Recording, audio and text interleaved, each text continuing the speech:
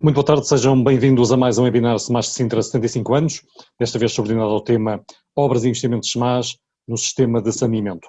Recordo que este evento se insere num ciclo de webinars que visa assinalar os 75 anos dos SMAS de Sintra, que se comemoram durante este mês de maio. Já tivemos a oportunidade de abordar a gestão e manutenção do Sistema Público de Drenagem de Águas Pluviais e as obras e investimentos SMAS de Sintra no Sistema de Abastecimento de Água. Hoje vamos precisamente avaliar as obras e investimentos no sistema de saneamento, uma área essencial para a humanidade. Aliás, o acesso a saneamento e higiene adequados e equitativo para todos é, recorde-se, uma das metas definidas nos 17 Objetivos de Desenvolvimento Sustentável que estabelecem a agenda a desenvolver até 2030.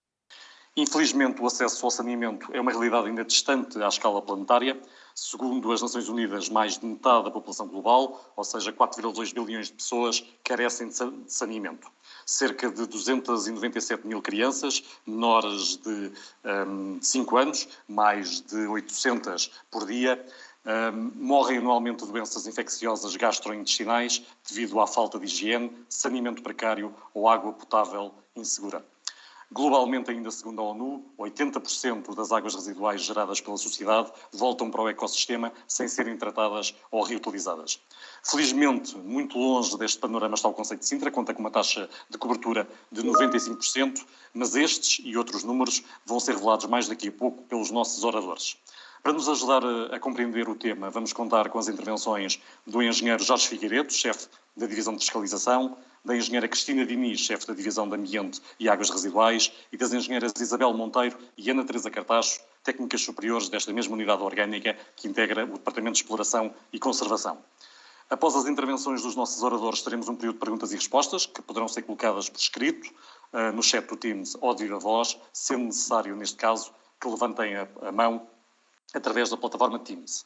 Sublinho ainda que este webinar está a ser gravado para posterior emissão nos canais de comunicação dos SMAS de Sintra, onde, aliás, já podem aceder à gravação dos anteriores eventos. E caso não pretendam que a vossa imagem seja recolhida, devem ter a respectiva câmara desligada. Sem mais demoras e para o enquadramento geral sobre esta temática, convido o diretor delegado dos SMAS de Sintra, Dr. Carlos Vieira, para usar da palavra. Boa tarde. Boa tarde a todos, obrigado, João. Sejam bem-vindos a mais um webinar sobre, neste caso, sobre os investimentos na expansão da rede de saneamento, mas é importante aqui também, antes de entrarmos exatamente no tema, contextualizar esta iniciativa. Como o João já referiu, este ano os SMAS de Sintra comemoram 75 anos.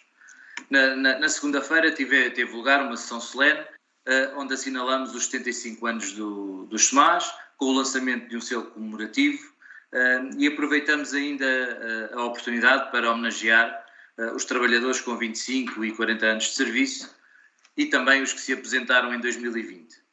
Já agora só um pequeno à parte relativamente a isto, e que eu não expliquei na segunda-feira, mas que importa clarificar porque também já me perguntaram.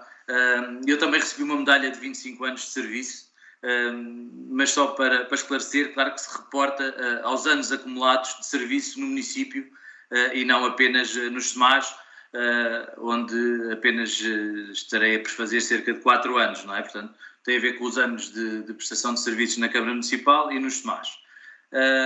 E, portanto, é assim para todos os trabalhadores municipais. Posto este esclarecimento, referir o quê? Que a 9 de maio de 1946, o Executivo Camarário aprovou a municipalização dos serviços de águas e esgotos do concello. Um ano antes disto, tinha ocorrido então a rescisão do contrato com a Companhia das Águas de Sintra, que foi celebrado em 1922. Depois, a 22 de maio de 46, é então publicado em Diário do Governo, o Decreto-Lei, que determinou então o resgate dessa concessão e a criação dos SMAS de Sintra. Passados estes 75 anos e passados 75 anos, acho eu, de bom trabalho, de bom serviço público, decidimos também realizar estes webinars dentro do plano das comemorações. O objetivo passa por abrir a discussão interna e externa sobre o que fazemos, o que conseguimos e conseguir também com isso, por um lado, dar a conhecer o nosso trabalho e, por outro, tentar fazer melhor. E o fazer melhor passa por perceber aquilo que fazemos bem, mas, acima de tudo, ir identificando constrangimentos, problemas que temos, como todas as organizações têm, para ser possível encontrar soluções para fazermos melhor. Este é então, o João já referiu há pouco também, é o nosso terceiro webinar.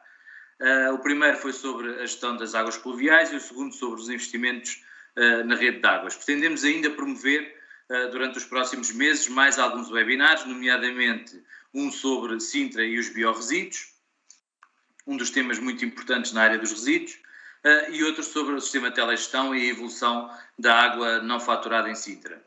Sobre o webinar de hoje, pretendemos, acima de tudo, discutir a questão dos investimentos na rede de saneamento e, por isso, solicitamos aos nossos especialistas a sua participação e que nos pudessem ajudar a perceber melhor aqui e ter aqui 4 abordagens sobre este tema, nomeadamente o Jorge Figueiredo, a Isabel Monteiro, a Cristina Diniz e a Ana Teresa Cartacho, a quem pessoalmente já agradeço a disponibilidade e a vontade em fazer as apresentações e em partilharem connosco algumas das informações mais relevantes. Antes de terminar, só 2 ou 3 apontamentos sobre a rede de saneamento, nomeadamente a cobertura no concelho de Sintra é de cerca de 95% e temos cerca de 1000 km de rede. Por último, e ainda no âmbito das comemorações, no dia 20, nas comemorações dos 75 anos, no dia 21 vamos ter a inauguração de uma obra do Bordal II, na fachada do edifício oficinal e, portanto, estão todos convidados para essa inauguração, que acho que também vai dignificar os 75 anos dos SEMAS. João, passo-te a palavra e bom webinar. Obrigado. Muito obrigado também, Dr. Carlos Vieira. E vamos então diretamente ao assunto que nos traz aqui neste webinar. E para conhecer ao pormenor o volume de investimentos no sistema de drenagem de águas residuais domésticas, os investimentos já realizados e os que estão programados para os próximos anos, dou a palavra ao engenheiro Jorge Figueiredo, chefe da Divisão de Fiscalização. Boa tarde. Boa tarde a todos. Estão-me a ouvir em condições? Sim, afirmativo. Penso que já estão a ver a apresentação. Agora sim, exatamente. Agora sim, ok. Portanto, começando. Esta apresentação pretende divulgar os investimentos realizados e a realizar pelos SEMAS no sistema de drenagem de águas residuais domésticas no concelho de Sintra. Estes são alguns aspectos que pretendo abordar nesta apresentação. No início, irei apresentar alguns indicadores e dados que caracterizam e compõem o sistema de águas residuais domésticas no concelho, nomeadamente quanto à extensão dos coletores existentes e o tipo de material que o constitui. Os valores do plano plurianual de investimento na rede de saneamento irão ser abordados no decurso dos últimos 5 anos. Irei depois também identificar as diferentes intervenções realizadas pelos SEMAS no que diz respeito à rede de águas residuais e focarei também os principais fatores de avaliação que contribuem para a escolha dessas opções. Apresentarei as principais obras concluídas nos últimos 5 anos e um impacto significativo em termos de investimento. De seguida, também darei ênfase às principais obras que estão em curso e em fase de adjudicação. No final, irei destacar os principais investimentos a realizar nos próximos anos, indicando os projetos concluídos ou em fase de conclusão. E em jeito de conclusão final, irei focar os aspectos mais importantes, a título de resumo, que devemos reter no investimento realizado e a realizar pelos SEMAS. Antes de avançar, é importante esclarecer que todos os processos e obras referidos nesta apresentação são exclusivos e dizem respeito ao sistema de drenagem de águas residuais ou integram a realização de trabalhos nessa componente. Refira-se que os valores indicados e apresentados são sempre sem IVA. Passando aqui ao slide, ao primeiro slide. Posto isto, portanto, irei começar por apresentar o mapa de sistema de drenagem de águas residuais no concelho de Sintra. No entanto, para contextualizar, convém referir que os serviços municipalizados de água e saneamento de Sintra, criados em maio de 1946, são a maior entidade gestora dos sistemas públicos municipais de distribuição de água em Portugal, servindo uma população residente de 386 mil habitantes, de acordo com os dados recolhidos no INE de 2017, distribuídos por uma área de 320 km². Os serviços municipalizados atualmente são responsáveis por garantir a gestão dos sistemas públicos de distribuição de água, de drenagem, de tratamento e do destino final das águas residuais urbanas. Mais recentemente, os SEMAS garantem também o funcionamento do sistema público de recolha e transporte de resíduos urbanos a destino final adequado. Olhando agora aqui para o mapa, verificamos que as águas residuais do concelho têm dois destinos possíveis, tendo em conta a zona do concelho em que são geradas. A área de mancha rosa, que denominamos Bacia Drenante das Águas do Tejo e Atlântico, abrange 78% da população que reside no concelho e que corresponde a cerca de 300 mil habitantes, sensivelmente. São relativos às freguesias com maior densidade populacional. Estas águas aí geradas são conduzidas para os emissários do Sistema Multimunicipal das Águas do Tejo e Atlântico, sendo o tratamento destas águas residuais efetuado por essa entidade. A outra área, que está representada pela mancha azul, é denominada a Bacia Atlântica e abrange cerca de 22% da população, o que corresponde aproximadamente a 85 mil habitantes e corresponde às freguesias com menor densidade populacional. É os casos da União de Freguesia aqui de Sintra, de Almargem do Bispo, Pedro Pinheiro, Monte Lavara, e também apanha uma franja pequena da freguesia de Algueirão e Mem Martins. Estas águas residuais nesta bacia são conduzidas para as hectares, geridas pelos SMAs de Sintra, através de emissários ou estações elevatórias. Após tratamento, são lançadas no meio receptor, que é geralmente a linha de água mais próxima. Nas poucas zonas do concelho, ainda classificadas como urbanas, onde ainda não foi instalada a rede de drenagem de águas residuais, os edifícios dispõem de sistema de tratamento próprio individual, normalmente constituído por uma fossa cética e um poço absorvente. Estimamos existir cerca de 7.700 fossas no nosso concelho. Importa referir ainda que o concelho de Sintra, de acordo com os elementos cadastrais fornecidos, a sua rede é constituída por 897 km de coletores, 115 km de emissários e 14 km de condutas elevatórias, o que prefaz um total de cerca de 1.036 km de rede. Possui também 27 estações elevatórias de águas residuais e 17 estações de tratamento. De acordo com os dados recolhidos na ERSAR, a taxa de cobertura no concelho de Sintra atual é de 95% da população, encontrando-se num patamar acima dos valores de referência do Plano Estratégico de Abastecimento de Água e de Saneamento das Águas Residuais. Refira-se que a população ainda não servida está na sua maioria localizada em regiões de baixa densidade populacional, onde se inclui os pequenos aglomerados urbanos. Passando aqui ao próximo slide. Passando aqui ao próximo quadro, apresenta-se a distribuição dos materiais pelos diferentes tipos de redes existentes no concelho de Sintra. O conhecimento aprofundado dos materiais constituintes do sistema é um fator fundamental para compreender eventuais deficiências que podem ocorrer no seu funcionamento e de futuro criar estratégias e planear de uma forma a anteceder os problemas que surjam. Atualmente, a rede de drenagem de águas residuais, que se encontra em serviço, é constituída essencialmente por coletores e emissários que, na sua maioria, são compostos por tubagem em PVC e grés cerâmico. Estima-se cerca de 83,5% é constituído por este tipo de material, conforme se pode verificar no quadro na zona referenciada à verde. Refira-se que nos últimos anos a opção tem sido por instalar tubagem em PVC, corrugado, e em casos especiais em ferro fundido útil. São materiais que apresentam maior durabilidade e caudais de infiltração inferiores, comparativamente às redes constituídas por manilhas de grés. Podemos reparar que entre 2013 e 2020, no quadro, verificamos um crescimento acentuado na instalação desse tipo de tubagem, como podem verificar na zona referenciada a azul. Podemos ainda também constatar que, no mesmo período, a rede aumentou cerca de 11,74%, o que corresponde a mais de 109 km. Este indicador revela uma aposta constante ao longo destes anos, por parte dos SMAs, na expansão da rede de drenagem, principalmente na Bacia Atlântica, a que tem menor densidade populacional. Outro indicador que podemos tirar deste quadro, analisando o mesmo, na zona assinalada amarela, verifica-se que entre 2013 e 2020, com a atualização de cadastro, permitiu reduzir o material que tínhamos como identificado, mas não conhecido, em identificado. Pode-se ver que em 2013 tínhamos quase 537 km de rede identificada, mas não conhecida. Ou seja, cerca de 58% da rede total. Era uma incógnita.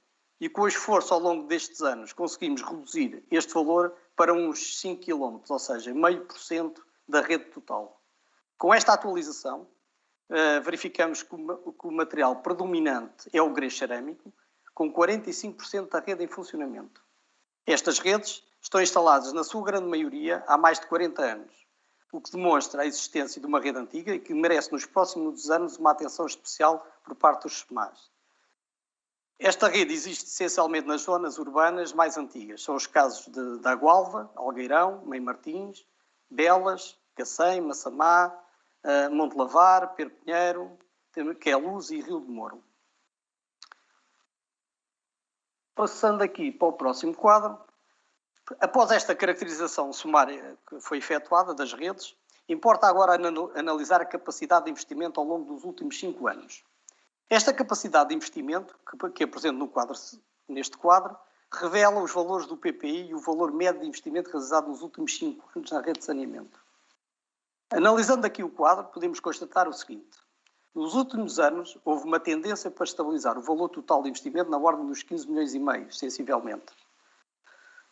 No que diz respeito ao saneamento, verificamos um investimento médio anual nos últimos 5 anos de 5 milhões e meio, sensivelmente, o que representa, em média, 33,5% do PPI anual. Como não poderia deixar de ser, o maior investimento feito nesta casa é nas redes de abastecimento de água, com 42,8% do PPI.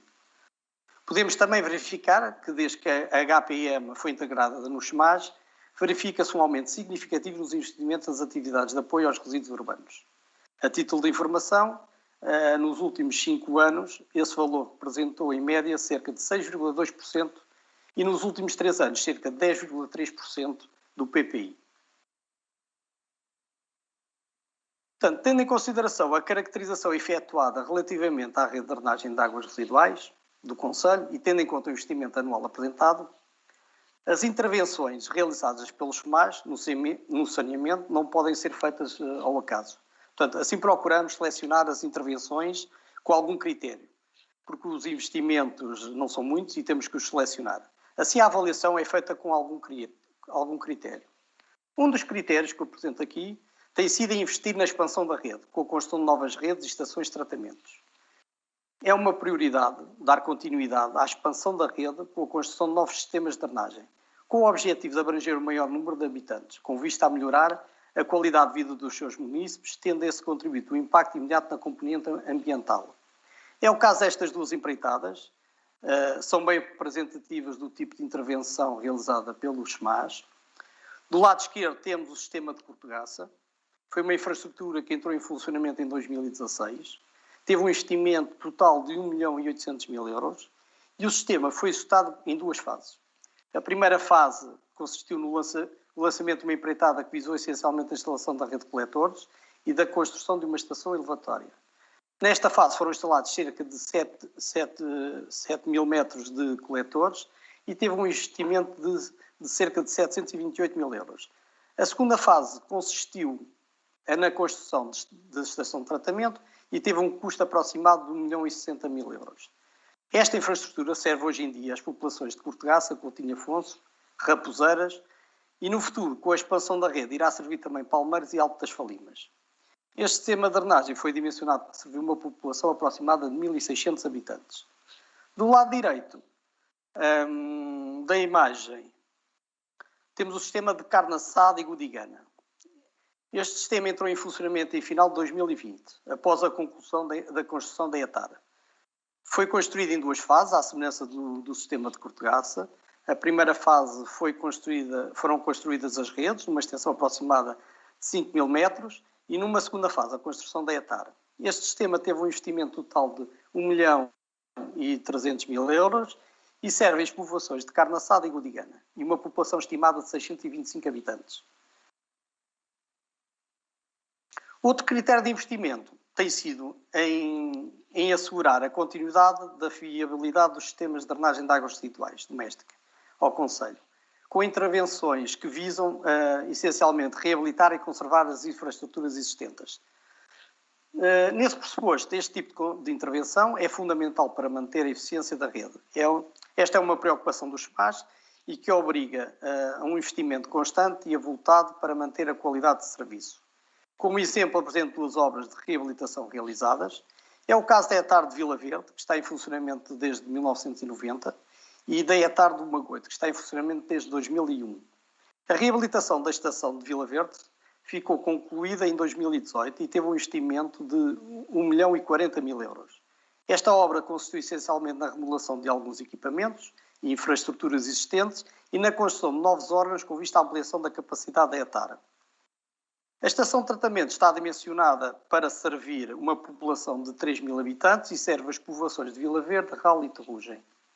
A estação de Magoito, que está do lado direito do vosso ecrã, foi reabilitada numa empreitada concluída em 2018 e localiza-se junto à praia do Magoito. Teve um investimento de ser aproximado de 900.000 euros. Esta obra consistiu essencialmente na remodelação de vários órgãos, na renovação de equipamento, com vista a aumentar a eficiência do atual tratamento, de forma a garantir de uma forma sustentável a qualidade do efluente final. Esta estação está dimensionada para servir uma população de 5.200 habitantes e recebe os efluentes das povoações das freguesias de São João das Lampas, nomeadamente na zona do Magoito. Estas obras são geralmente bastante complexas, uma vez que os trabalhos de reabilitação das ETARs são efetuados de uma forma faseada e condicionada, de modo a que não seja interrompido o funcionamento das ETARs. Nos últimos anos, a título de informação, portanto, nos últimos anos procedemos também à reabilitação da ETAR de Almocegema e está em fase de projeto a reabilitação da Azóia.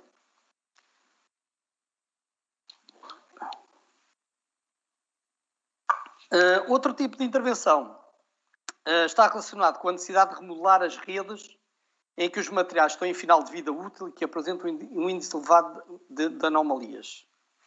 É o caso das obras apresentadas nas próximas fotos. Portanto, este tipo de obras visa remodelar os coletores, principalmente aqueles que se apresentam com algum estado de degradação. É um investimento avultado e abrange, em geral, uma área de intervenção significativa e com algum impacto na circulação viária e nos incómodos à população. Como exemplo, apresentamos a obra realizada em São Pedro. Foi um investimento bastante avultado, cerca de 4,6 milhões de euros, e consistiu na remodelação de todas as infraestruturas dos SEMAS.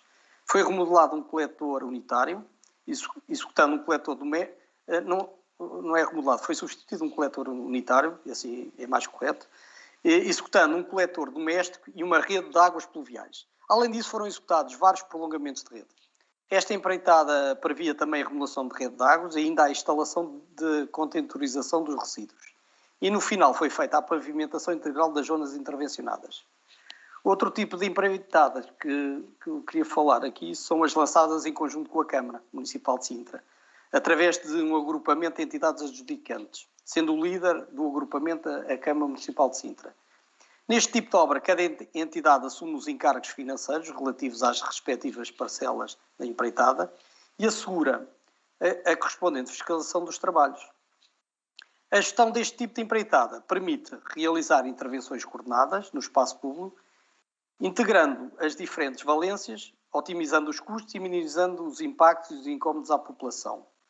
Tem essas grandes vantagens. Como exemplo, apresentamos as empreitadas de requalificação urbana realizadas na Avenida Xavi Pinheiro, no Algueirão Mãe Martins, e a requalificação da calçada da Vinchoa.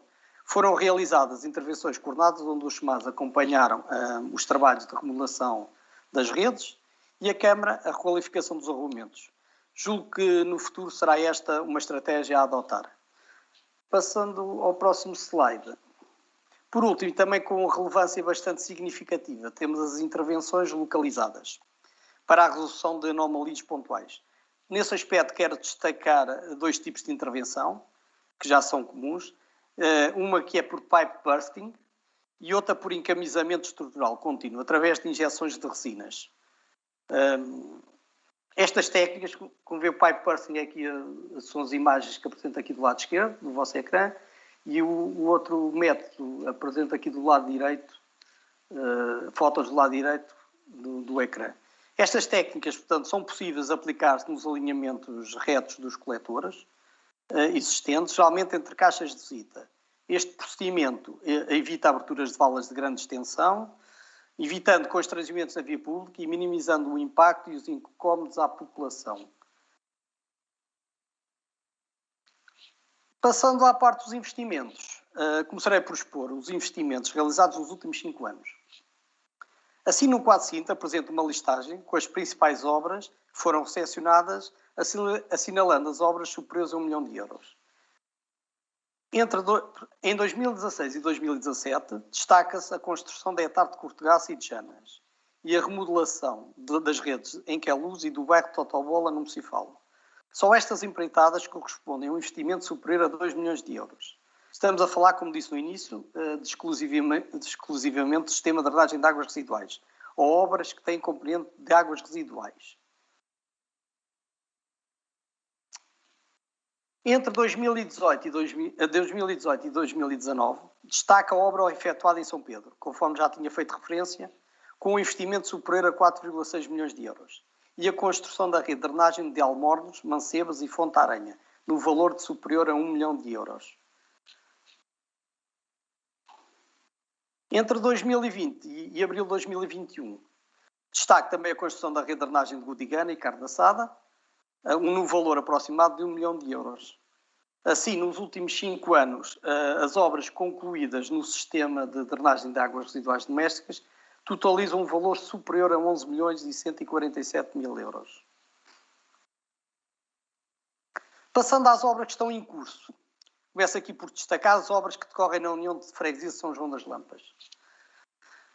A construção do sistema, o que apresento aqui é a construção do sistema de saneamento de Alvarinhos, Areias, Barreira e São Miguel e Funchal. É um sistema que está a ser executado em 2 empreitadas. A primeira empreitada visa servir as povoações da Barreira, São Miguel e Funchal. Abrange uma população com cerca de 873 habitantes e é uma obra que está em fase de conclusão, estando prevista entrar em funcionamento este ano. Tem um investimento de cerca de 1 milhão e 100 mil euros, sendo que 500 mil euros foram investidos na expansão da rede de saneamento. Esta empreitada inclui também a construção de 2 estações elevatórias. A segunda empreitada visa servir as povoações de Alvarinhos e Areias, abrange uma população com cerca de 623 habitantes e é uma obra que teve início este ano, tem um prazo de 900 dias, estando prevista a sua conclusão em 2023. Trata-se de um investimento total de cerca de 2 milhões de euros, sendo que 900 mil euros estão a ser investidos na rede de saneamento. No total, as 2 empreitadas, será investido um valor de 1,4 milhões de euros para instalar mais de 10 km de rede. Outra obra a destacar e que decorre da União de Freguesias da Almargem do Pispo, mais propriamente em Camarões, serve uma população de cerca de 1.190 habitantes. Esta empreitada foi adjudicada por um valor de 750 mil euros, sendo que 645 mil estão a ser aplicados no saneamento.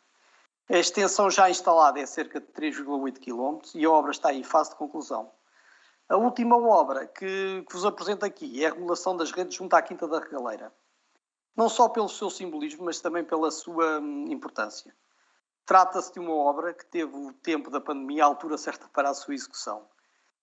Eu diria que se não fosse a pandemia, acho que esta obra não era feita tão depressa. Esta empreitada visa fundamental ligar os esgotos gerados pela Quinta da Regaleira à rede pública. Este coletor foi dimensionado para servir uma população estimada de 5 mil utilizadores por dia e cerca de 24 habitantes de outras construções. O valor da adjudicação é de 338 mil euros, onde 220 mil euros será investido para a instalação de 637 metros de rede de coletores. A obra teve início em janeiro deste ano e está prevista a sua conclusão em novembro de 2021. Neste quadro que eu vos apresento, as obras que atualmente estão em curso relativas ao sistema de drenagem de águas residuais. Constata-se que o valor total de investimento nas redes é de cerca de 4 milhões de euros. Podemos verificar que os principais investimentos estão a ser canalizados essencialmente para a expansão e remodelação das redes. Daqui realça o investimento que está a ser feito também nas povoações de Faião, Cabrela e Casais de Cabrela, no valor de 1 milhão e 600 mil euros.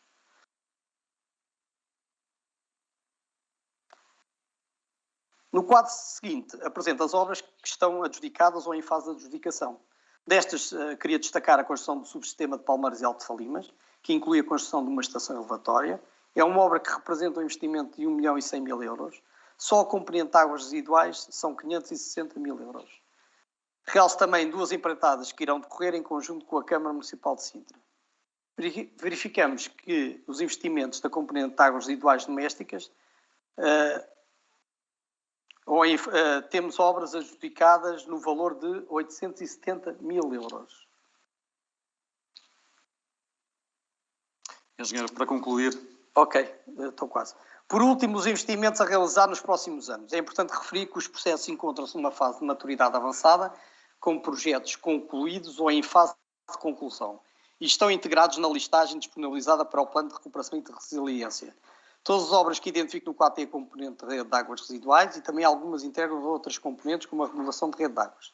Temos estimado um valor de 12 milhões e 240 mil euros de investimento para os próximos anos, apenas em obras que incluem componente de águas residuais.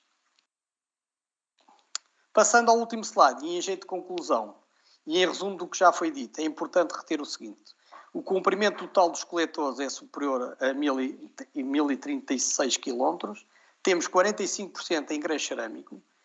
Em 2020, o Concelho de Sintra tem uma rede de saneamento capaz de servir cerca de 95% da população, com as obras em curso e as que pretendemos executar nos próximos anos. Estimamos atingir uma taxa de cobertura de 97%. Os SMAs, após concluir esta fase, que permitiu atingir níveis elevados de taxa de cobertura, superiores aos níveis de atendimento previstos no Plano Estratégico de Abastecimento de Água e Saneamento de Águas Residuais, ao nível da drenagem e tratamento de águas residuais, a remodelação das redes e a reabilitação dos equipamentos tem que ser assumida como a próxima grande prioridade. Estas intervenções justificam-se pela antiguidade que se verifica nas redes e para que seja assegurada a continuidade da qualidade dos serviços prestados à população. Por isso, o investimento tem que dar respostas a todas as atribuições dos SMAs. Portanto, não investimos só no saneamento, temos que investir nas águas, nos resíduos. Procuramos dar prioridade às intervenções que assegurem a fiabilidade do sistema e aumente e garanta a eficiência da rede. Nos últimos 5 anos foram investidos mais de 11 milhões de euros no saneamento e as obras que decorrem ascendem a 3 milhões e 900 mil euros. E os investimentos previstos no futuro, a curto prazo, totalizam cerca de 12 milhões e 240 mil euros, mantendo-se assim o forte investimento no saneamento.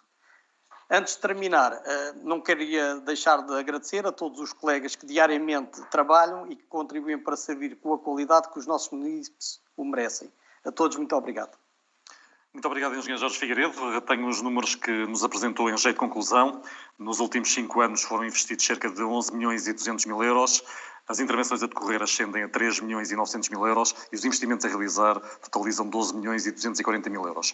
Mas nem só de obra nova se faz a atividade dos SMAs de Sintra no sistema de saneamento, também merece destaque a manutenção e conservação desse mesmo sistema e, neste caso, a palavra à engenheira Isabel Monteiro, técnica superior da Divisão de Ambiente e Águas Residuais. Boa tarde.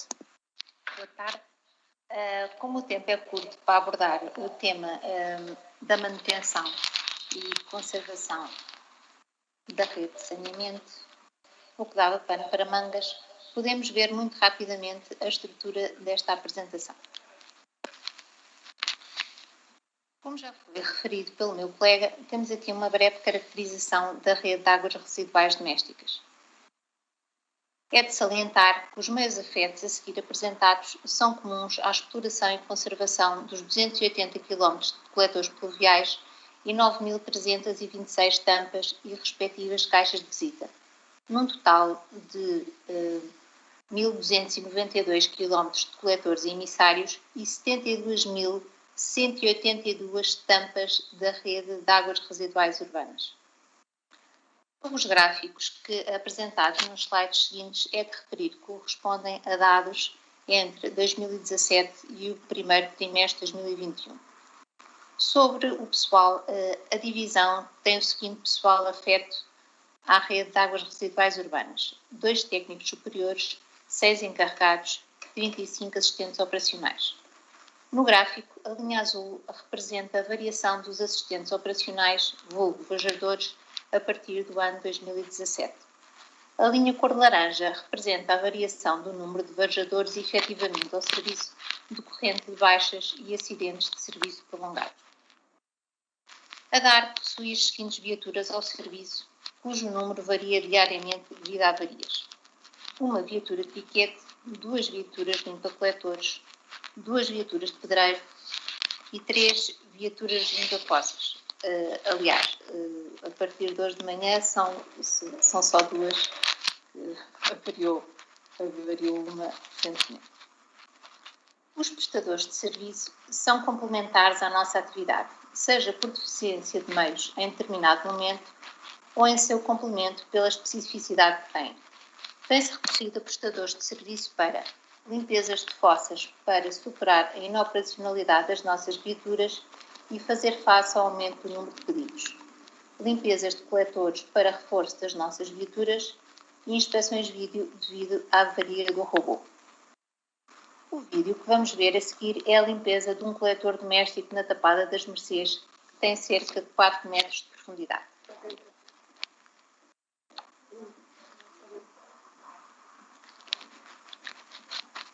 Podemos ver, isto é uma viatura combinada de um prestador de serviço a funcionar.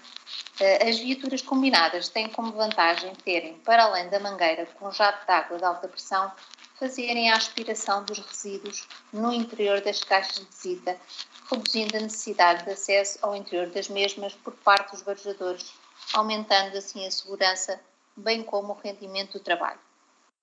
Só para terem uma ideia, o serviço que esta viatura fez no tempo de duração do vídeo demoraria mais de 30 minutos a ser realizado com uma viatura só com jato de água de alta pressão, uma vez que iria implicar a descida de um varejador à caixa, encher e puxar para a superfície 3 baldes de resíduos.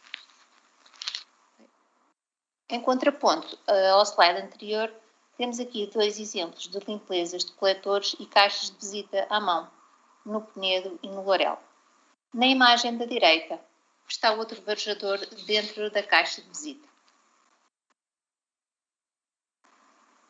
Dentro dos trabalhos desenvolvidos pela divisão, temos aqui um gráfico com os diversos tipos por percentagem. Da análise deste gráfico salientamos 42% de desobstruções de coletores e ramais domésticos, 16% de falsas ocorrências, que são todas as ordens de serviço cuja resolução não é da competência destes serviços, 23% de despejo de fossas e 10% de reparações de tampas e caixas de visita. As desobstruções de coletores e ramais domésticos são, na sua maioria, decorrentes de reclamações telefónicas. Como se pode ver, as desobstruções representadas na linha azul atingiram um pico em 2018, que se deveu à falta de manutenção da rede por inoperacionalidade das viaturas limpa-coletores, mas agora apresentam uma tendência decrescente. O decréscimo das limpezas na rede doméstica, que incluiu as realizadas no âmbito do plano de manutenção, representadas na linha cor laranja, mesmo com recurso a prestadores de serviço, justifica-se pela crescente necessidade de proceder a desobstruções e limpezas nos coletores pluviais, uma vez que as viaturas usadas são comuns à manutenção de ambas as redes. Aqui podemos ver a evolução das reparações na rede doméstica. As colunas azul representam as reparações dos coletores e ramais e as colunas a cor laranja representam as reparações de tampas e caixas de visita. Só para exemplificar os trabalhos acima referidos, estes abatimentos do pavimento bituminoso em Martins e nas Mercês decorrem do colapso das tubagens da rede doméstica, que ambas eram em grés. Estas situações eram evitáveis com inspeções vídeo sistemática à rede doméstica e investimento na renovação da rede de saneamento, principalmente na que ainda é em grés e que representa cerca de 45% do total da rede.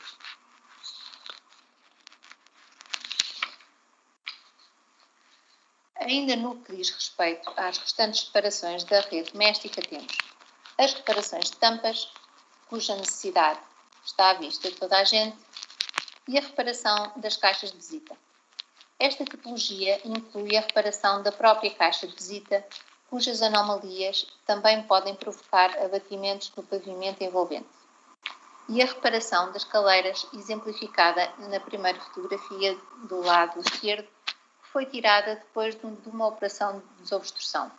As reparações das caleiras têm grande importância na manutenção e conservação da rede doméstica, uma vez que qualquer anomalia, uma caleira mais rugosa, uma ponta de tubagem mais saliente, provoca a acumulação de resíduos, como papéis, toalhetes, cotonetes, e põe em causa o normal escoamento das águas residuais, dando origem a inundações ou obstruções com transvaso para a via pública e linhas de água.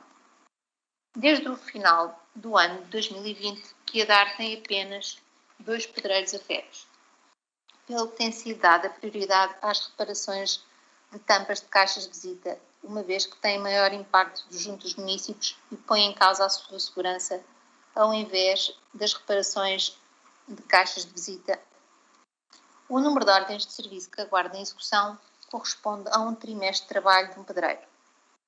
O volume de trabalho de reparações de tampas vem a aumentar devido às empreitadas de beneficiação de pavimentos da Câmara Municipal nestes últimos anos, devido a falhas no seu nivelamento. A fotografia do lado direito exemplifica uma situação ocorrida na rua 1º de Maio, Miracintra, em que o coletor doméstico entrou em carga e, como as tampas das caixas de visita não tinham sido niveladas após a pavimentação, as águas residuais infiltraram-se na base do bituminoso, dando origem ao empolamento do mesmo.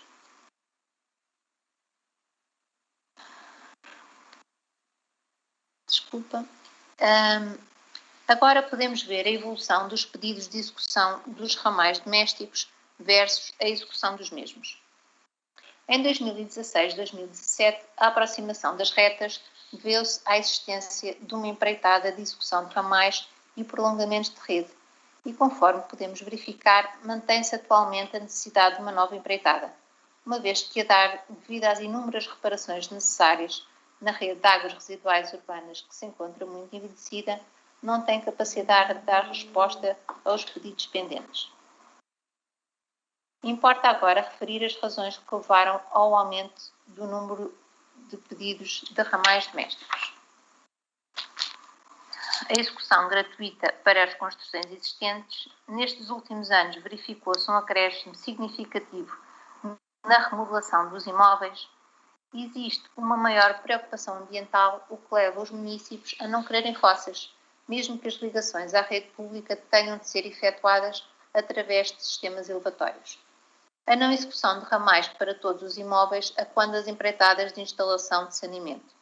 Em imóveis devolutos e cuja ligação à rede pública tenha de ser efetuada através de sistemas elevatórios, a menos que os proprietários expressem a sua intenção em ligar, os ramais não são executados, o que dá origem a pedidos de execução de ramais posteriores a quando da remodelação dos imóveis e a mudança de proprietário.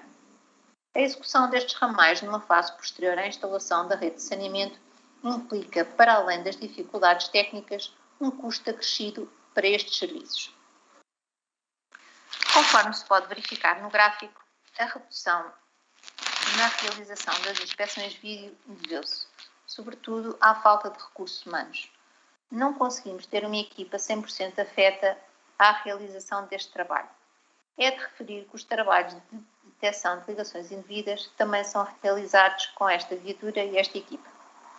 Em 2018, avariou-se em reparação o robô de inspeção vídeo.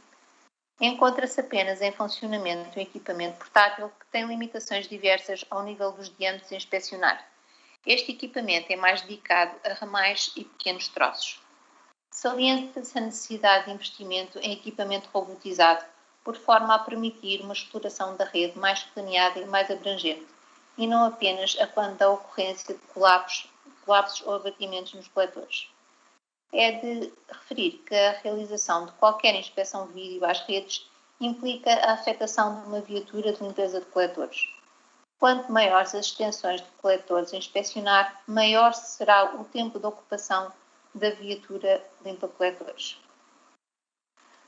Podemos ver uma fotografia do equipamento portátil que temos em funcionamento do lado esquerdo e o exemplo de um robô de inspeção vídeo.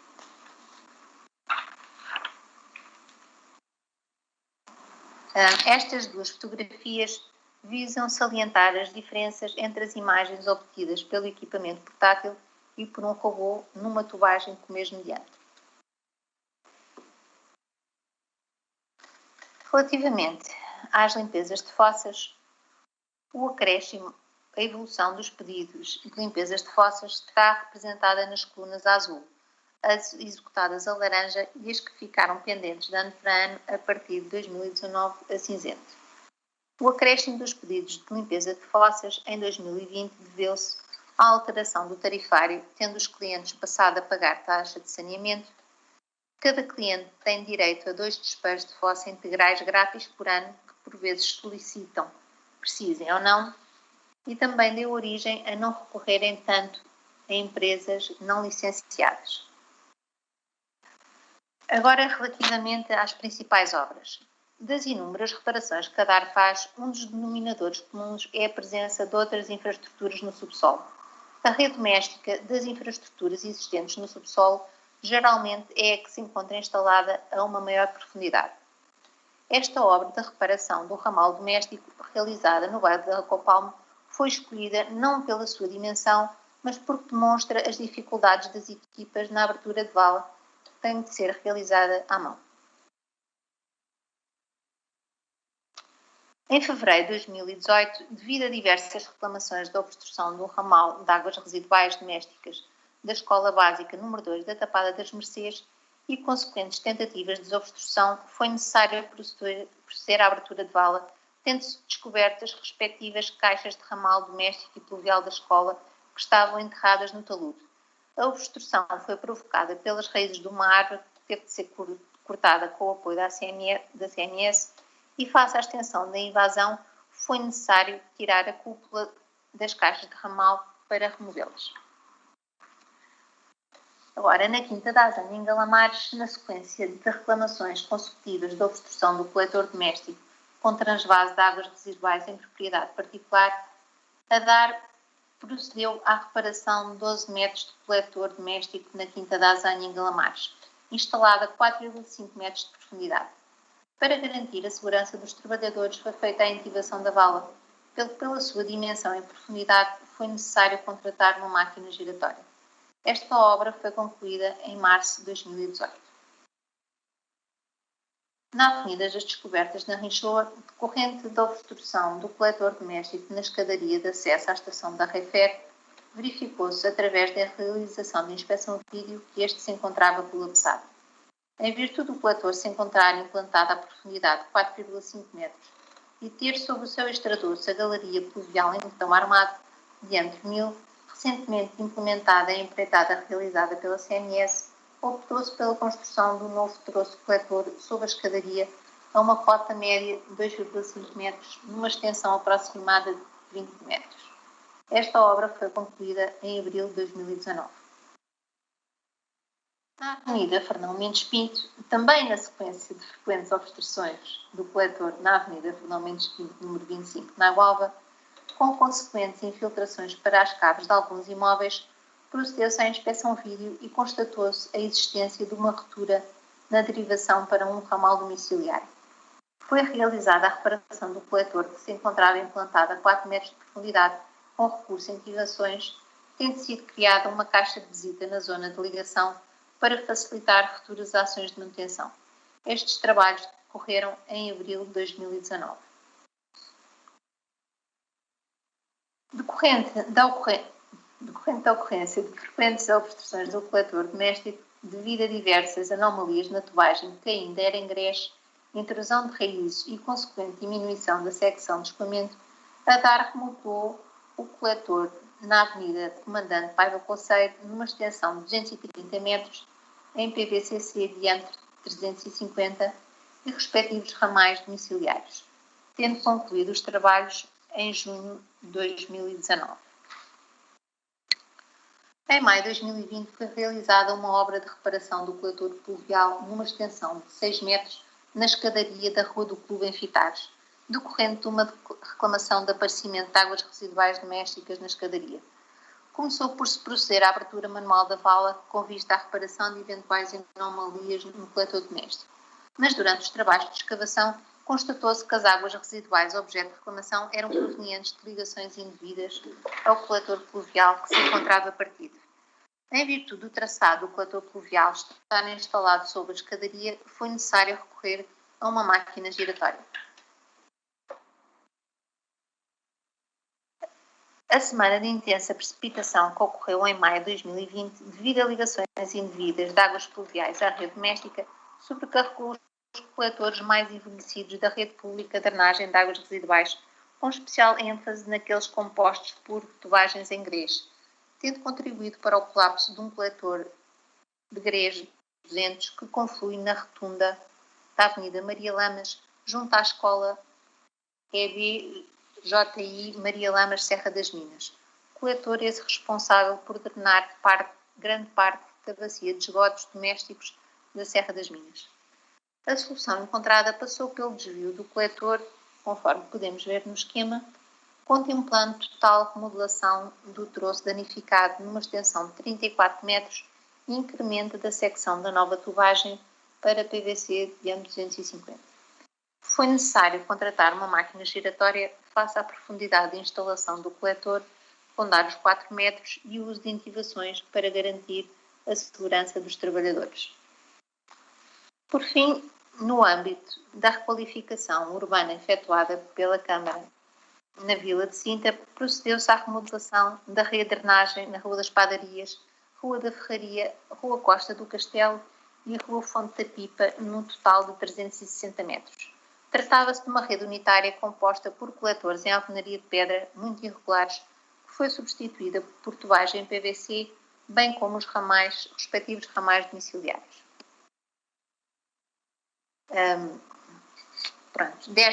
Desta apresentação,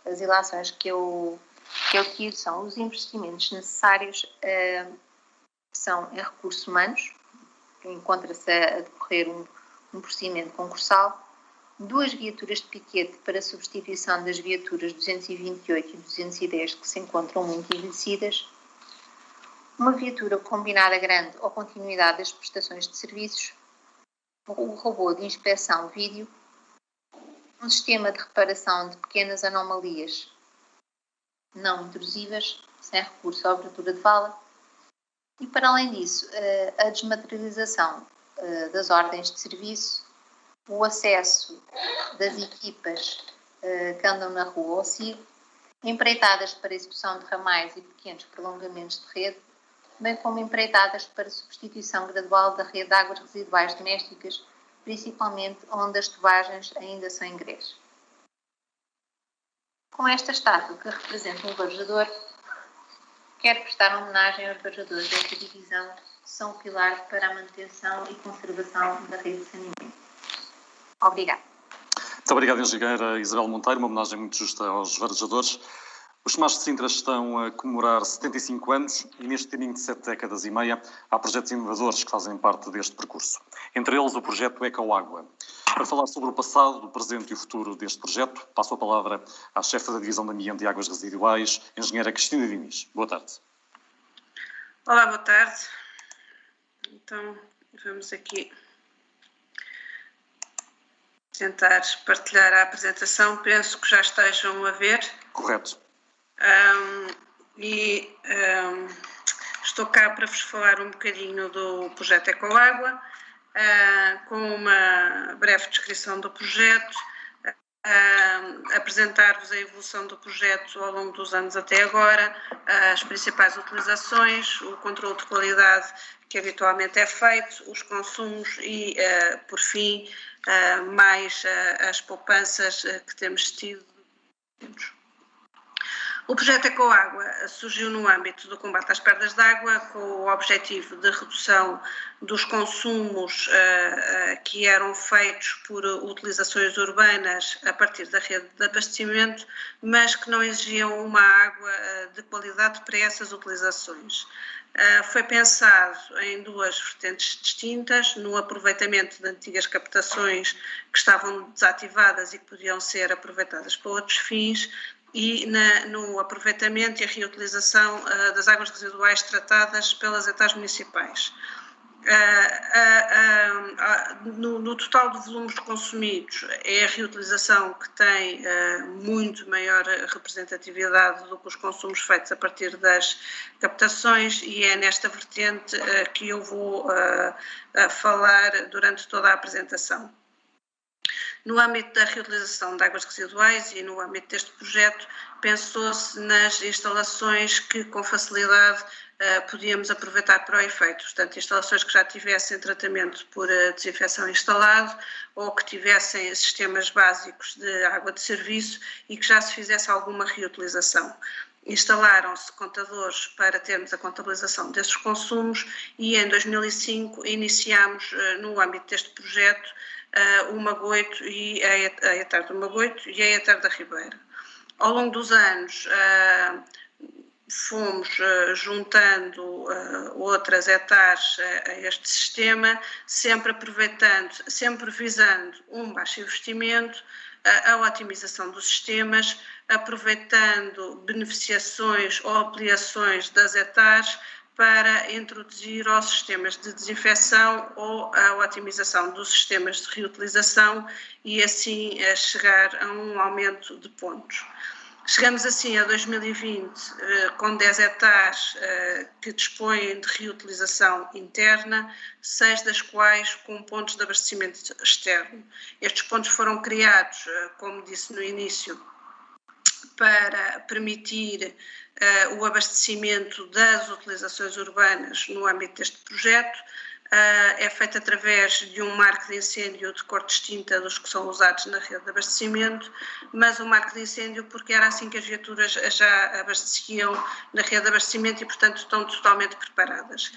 Os pontos de reutilização externa são também escolhidos e principalmente escolhidos quer pela sua localização, quer pela sua acessibilidade, uma vez que não justifica ter um ETAR com uma má acessibilidade, com um ponto de abastecimento externo que depois ninguém consegue ir lá abastecer. Em termos de perspectivas futuras e de evolução de novos pontos, contamos em 2023 ter já mais 4 pontos de reutilização. A Zóia, São João das Lampas e a Almagem, visando as empreitadas de beneficiação destas ETARs, e que podem vir a introduzir neste âmbito sistemas de reutilização que atualmente não existem.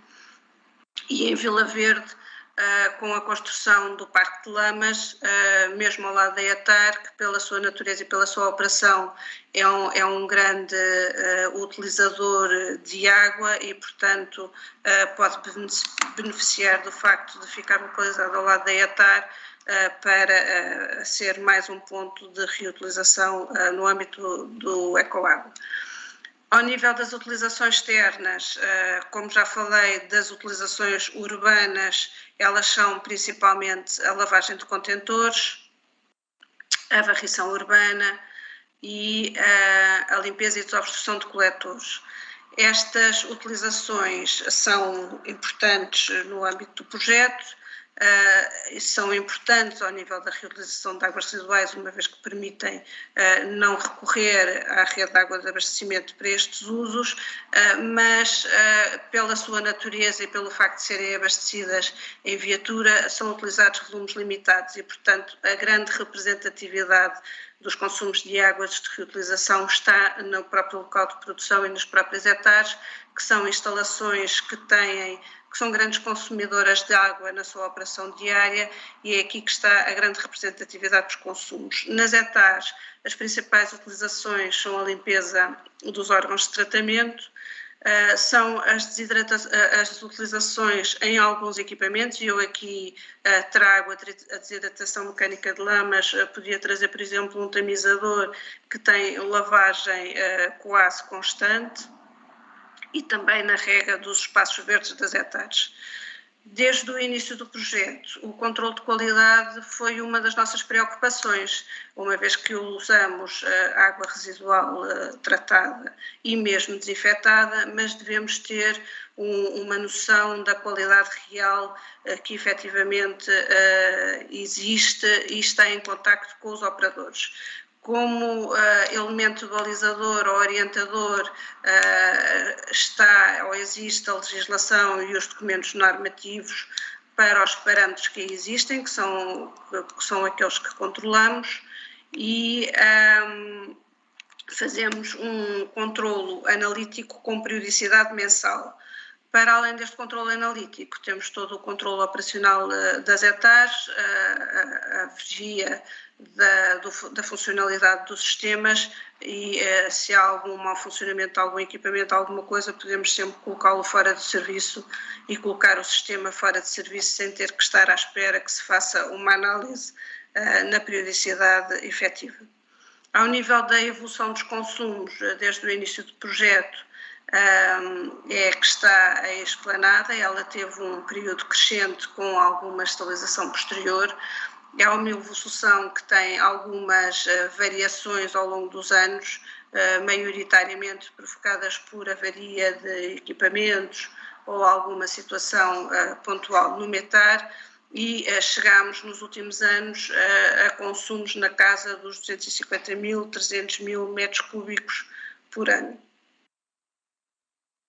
Aqui podemos ver uma variação de consumos num tom mais avermelhado, a variação de consumos das águas de reutilização, com uma escala do lado esquerdo do slide, e num tom mais azul, a variação dos volumes consumidos a partir da rede de abastecimento numa escala à direita do slide. Atualmente, nas ETAs que têm reutilização, os consumos a partir da água de abastecimento são um residual que representa menos de 1% do total de água consumida no METAR. Portanto, são consumos que se reportam ao edifício de exploração e às refeições e banhos dos operadores, basicamente porque tudo o resto no METAR são consumos de água de reutilização. Embora o sistema de abastecimento seja mantido ativo, porque existem situações em que os equipamentos têm que continuar a funcionar, e se existe uma avaria no sistema de reutilização, tem de entrar o sistema de abastecimento em reforço. Se nós considerarmos que o valor por metro cúbico da água de abastecimento, e neste caso não estou a falar do valor por metro cúbico que o contribuinte, que o município paga na sua fatura, mas sim no valor da aquisição de água que tem um custo por metro cúbico aos SEMAS, e o multiplicarmos pelos volumes de água reutilizada, temos os valores que poupamos anualmente apenas por não ir buscar esses volumes de água à rede de abastecimento. Esse valor aumenta progressivamente, assim como aumenta o volume de água reutilizada, sendo que nos últimos anos temos poupanças anuais com uma representatividade anual acima de 150.000 euros por ano, o que tem algum significado. Para além deste valor anual e desta quantificação, temos também um benefício ambiental, porque estes 250 a 300.000 metros cúbicos que falávamos há pouco de água que reutilizamos, é água que não vai parar ao meio receptor e que é reintroduzida no sistema.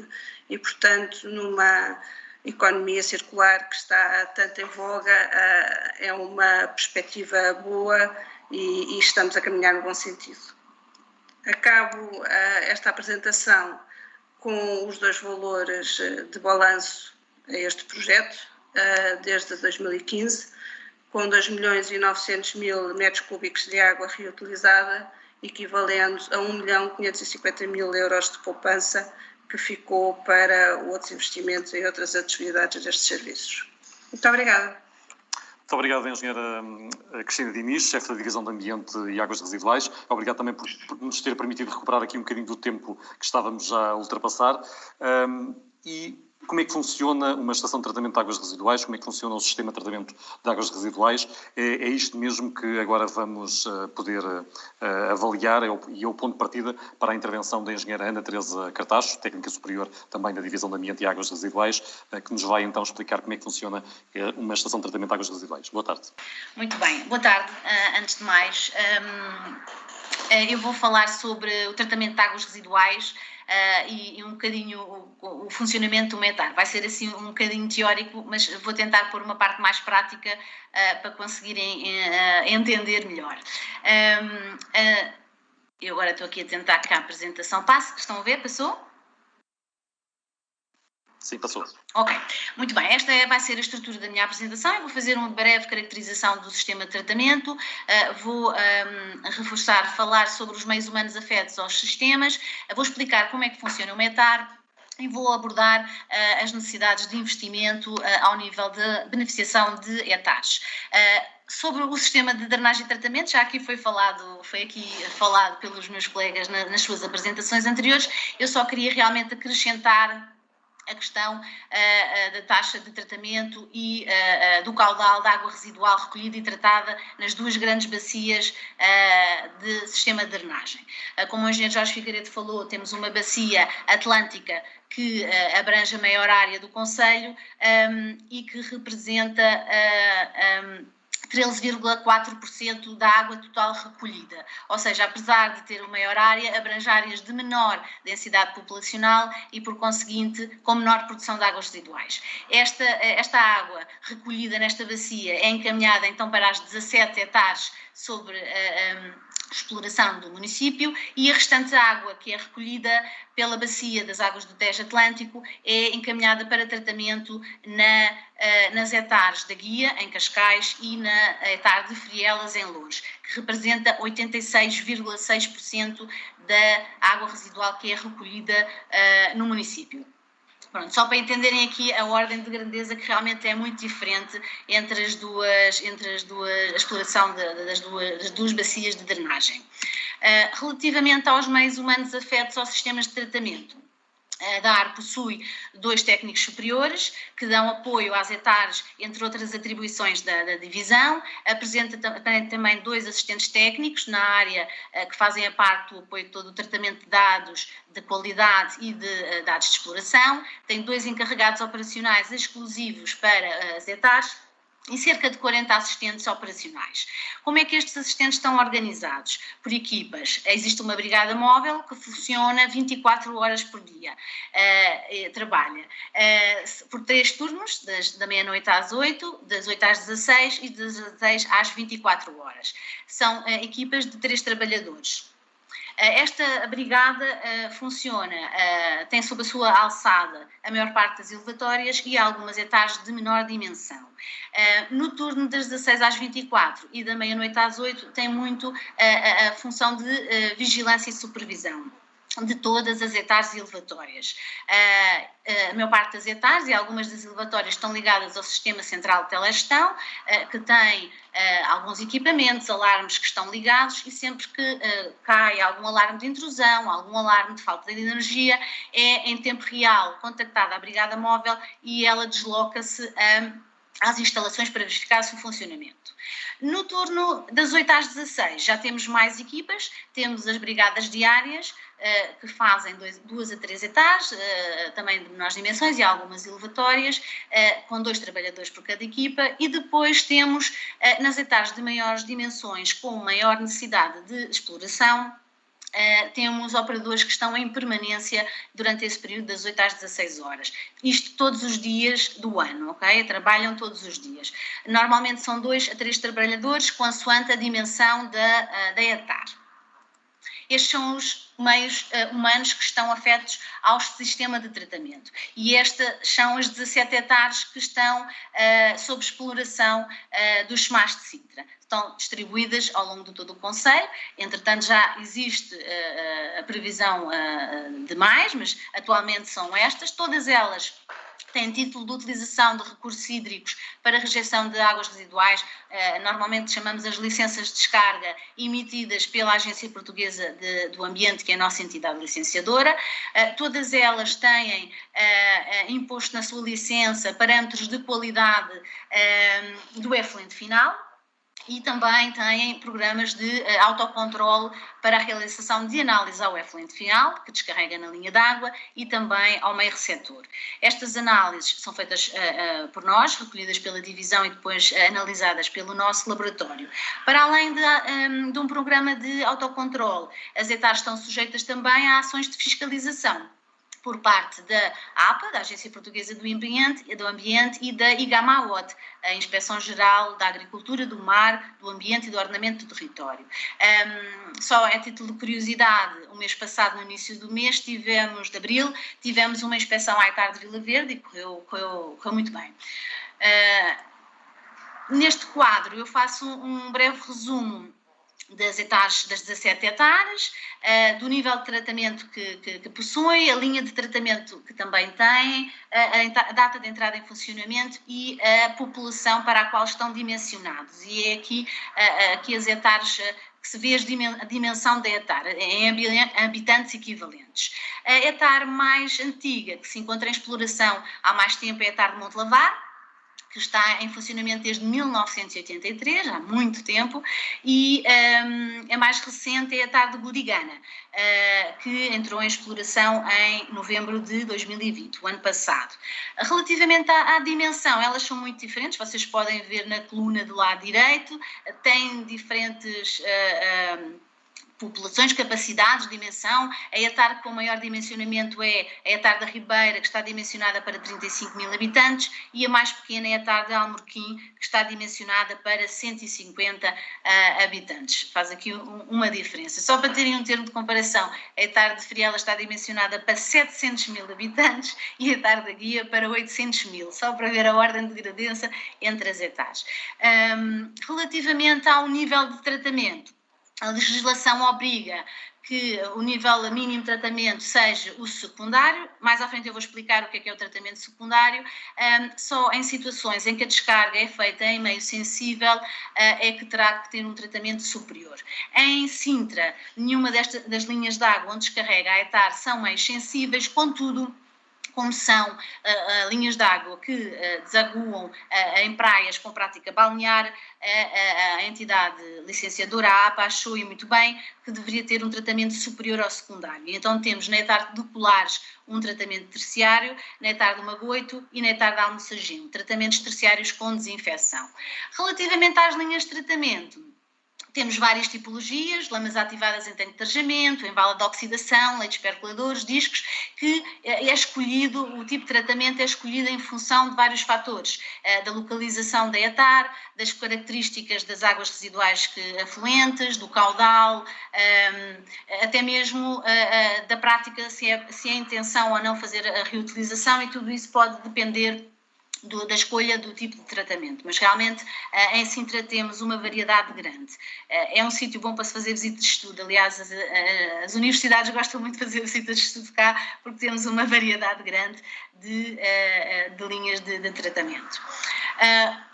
E então vou agora passar à parte da explicação do tratamento em si. Ora, uma hectare é uma estação de tratamento de águas residuais, e o que é que isso significa? A água passa pela hectare em diferentes fases de tratamento, até reduzir a sua carga poluente, a sua matéria orgânica. É importante salientar aqui que as hectares dos Chumás de Sintra tratam águas exclusivamente domésticas. E o que é que isto quer dizer? Quer dizer que qualquer indústria ou empresa que tenha efluentes com características industriais tem de pré-tratar as suas águas antes de descarregar no sistema de drenagem municipal. Pronto, e aqui, porquê? Porque por ser tratamento de águas exclusivamente domésticas, é um tratamento biológico.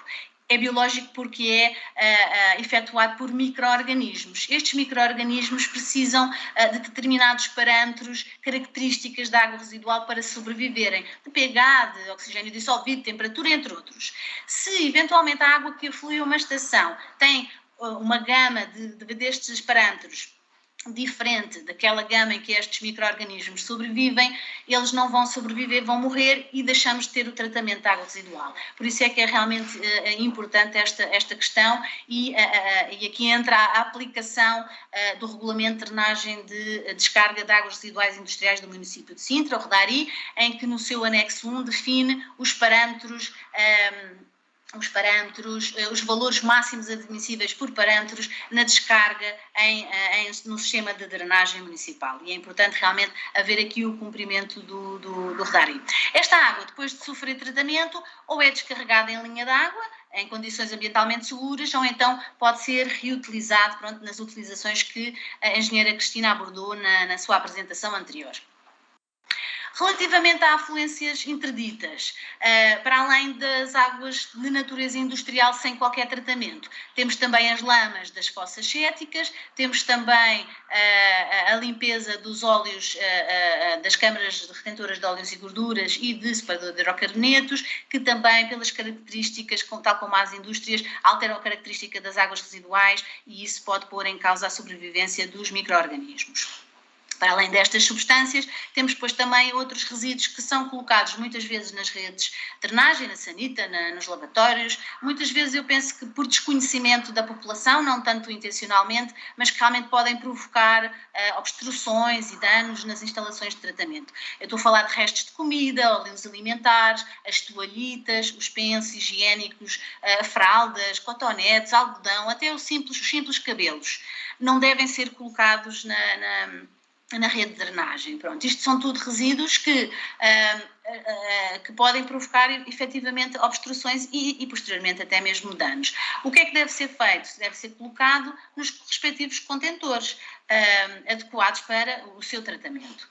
Outra questão que eu queria falar também era relativamente à afluência de águas pluviais ou equiparadas a pluviais. O que é que são equiparadas a pluviais? São, por exemplo, de pátios exteriores, que podem ser ligados, são de garagens ou de piscinas. Estas águas, pela sua natureza, não necessitam de tratamento antes de serem descarregadas na linha d'água. E então é importante que haja mesmo um sistema separativo de drenagem. Temos as redes pluviais, que vão diretamente para a linha d'água sem qualquer tratamento, e as redes de drenagem de águas residuais domésticas, que vão para aumentar para tratamento. Ora, qual é que é o problema de termos águas pluviais ligadas à rede de drenagem doméstica? Quando chove, vamos ter um caudal afluente à estação superior ao que é habitual. Ora, se este caudal, que às vezes é o dobro, ou o triplo, ou até mais, se ultrapassa a capacidade máxima da ETAR, aquele caudal para o qual ela está dimensionada, a ETAR não vai conseguir fazer o tratamento adequado, ok? Por isso é que é realmente importante não haver aqui estas ligações indevidas. E então, como é que funciona o METAR? A primeira fase é a fase de tratamento preliminar ou pré-tratamento, tem como intenção retirar tudo o que é os sólidos que aparecem na rede de drenagem que efetivamente não deveriam estar.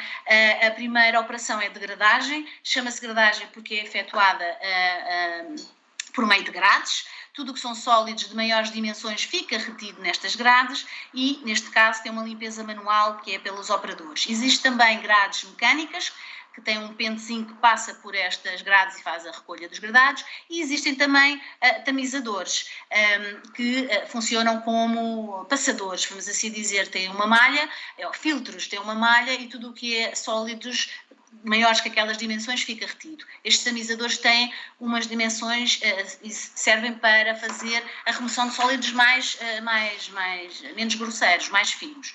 Para além dos sólidos, também é importante remover as areias. As areias têm um forte poder abrasivo e de desgaste que podem causar danos nos órgãos e nos equipamentos de tratamento. E, por conseguinte, como é que é feita? São nestes dois canais de desarenamento, a água passa a uma determinada velocidade, a areia, como é um material inerte, tem peso, ela vai sedimentar e vai ficar, vocês estão a ver estes dois paralelos, este tem água em funcionamento e este não está em funcionamento. É bom para explicar.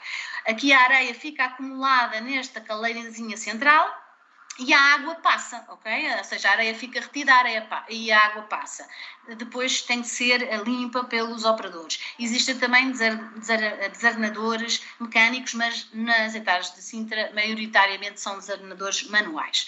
Para além dos resíduos e das areias, também falta aqui outra substância que tem que ser retirada, que são as gorduras. As gorduras, quando arrefecem, elas vão solidificar. E ao solidificar, elas, como são mais densas do que a água, elas vão ascender e vão ficar à superfície da água. Ora, nós, num sistema de tratamento biológico em que temos micro-organismos que precisamos que eles andem em constante movimento, não é?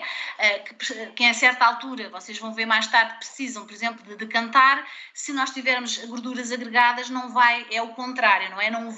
Não vão decantar, vão antes ascender. E por isso é importante haver aqui a remoção das gorduras. Como é que é feita? É por raspadores de superfície, ou eventualmente em órgãos também específicos, os desengorduradores, em que normalmente pode haver uma injeção de ar do fundo, não é? Que faz com que eles ascendam com maior facilidade, e depois tem um raspador que os retira da água. A próxima fase de tratamento é o tratamento primário. E aqui é removida a matéria orgânica que se encontra em suspensão. Como é que é feita? A água entra para estes grandes decantadores, neste caso são primários, tem uma entrada central, ela fica retida nos decantadores durante algumas horas e tudo o que está em suspensão acaba por sedimentar. E é muito simples. A próxima fase do tratamento é o tratamento secundário. Aqui no tratamento secundário, a matéria orgânica dissolvida que está na água vai ser transformada em suspensa. Como? Os tais micro-organismos que eu falei ainda há pouco, eles agregam-se em flocos de biomassa e alimentam-se da matéria orgânica. E ao alimentar da matéria orgânica vão crescer os flocos, não é? Vão aumentar de dimensão. E então o que é que acontece? A matéria passa de dissolvida para suspensa, não é? Passa de a olho nu para ficar a olho nu, é mesmo assim. Pronto. Estes micro-organismos são aeróbios, tal como nós, precisam de oxigênio para respirar. E então, na maior parte destes sistemas de tratamento, temos introdução de oxigênio no meio. Este, por acaso, é diferente desta fotografia, um leito perdulador é um exemplo diferente, mas quando temos tanques de arejamento, temos arejamentos de superfície ou difusores de fundo, ou quando temos biodiscos, temos o movimento do biodisco que faz o arejamento da amostra de água com introdução de oxigênio dentro do meio, para os micro-organismos poderem sobreviver.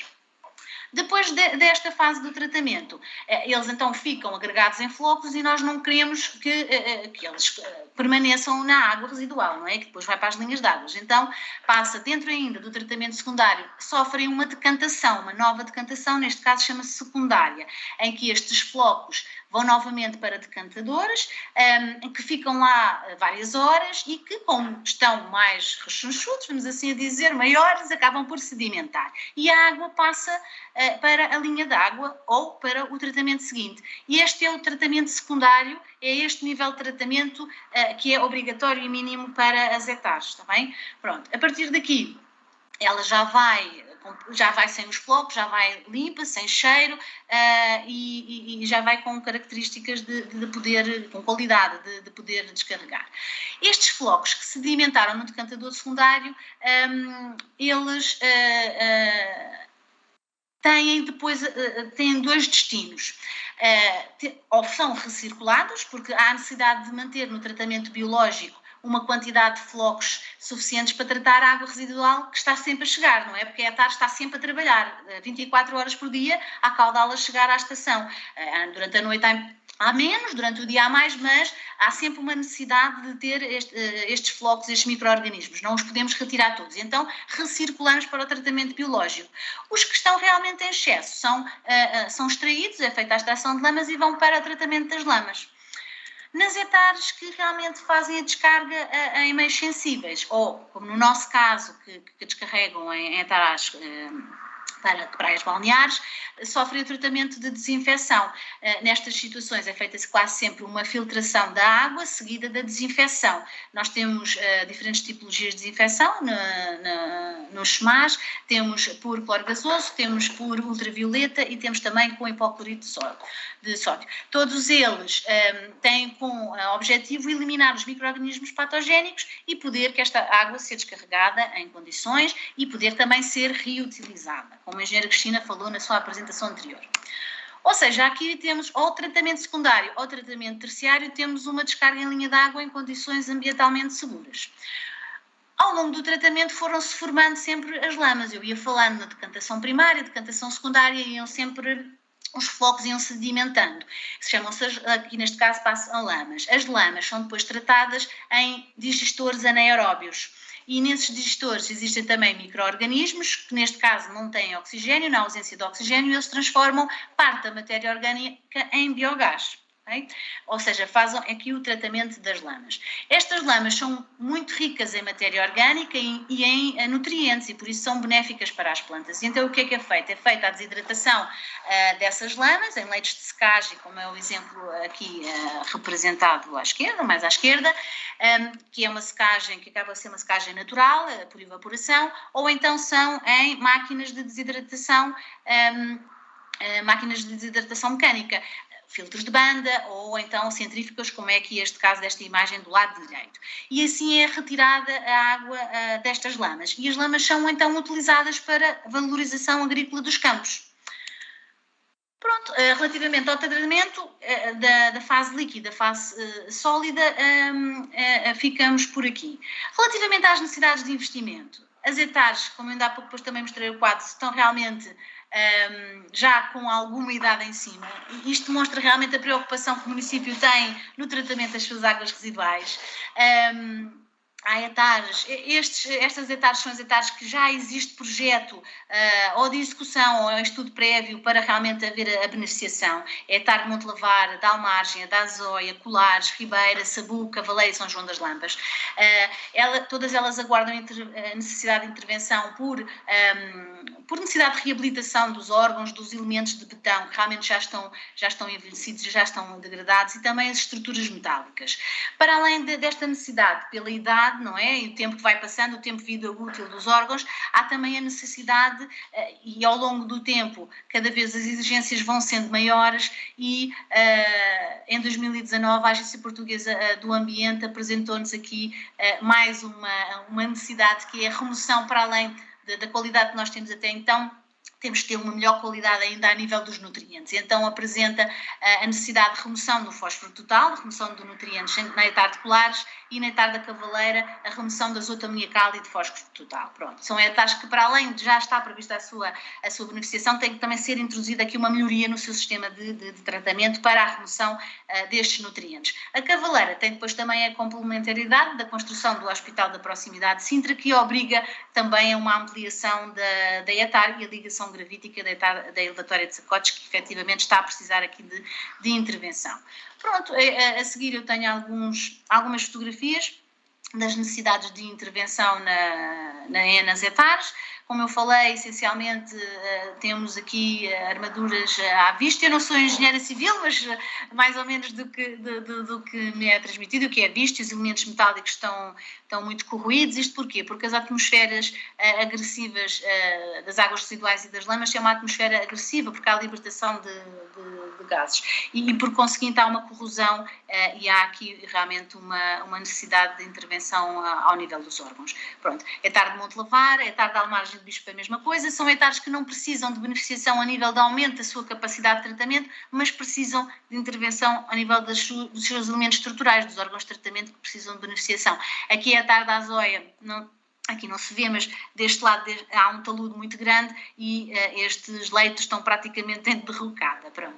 Existe depois também a necessidade de intervir, e pode haver a necessidade de intervir para melhorar os sistemas existentes, de colocar sistemas de linhas de tratamento mais resilientes. Por exemplo, aqui na hectare do Sabuco falou-se em mudar os leitos percoladores para tanques de lamas ativadas. Isto para quê? Para realmente melhorar aqui a qualidade do tratamento, e tendo em conta as características que atualmente afluem à hectare do Sabugo, há necessidade realmente de mudar o tipo de tratamento que está implementado, não é?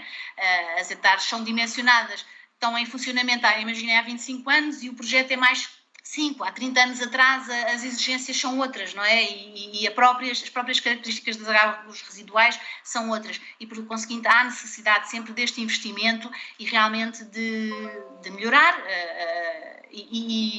como é que eu ia dizer, atualizar as hectares, porque elas realmente trabalham e têm trabalhado muito bem durante muitos anos, mas há a necessidade sempre de investir nelas e de melhorar o seu tratamento para linhas mais resilientes e mais adequadas às características atuais.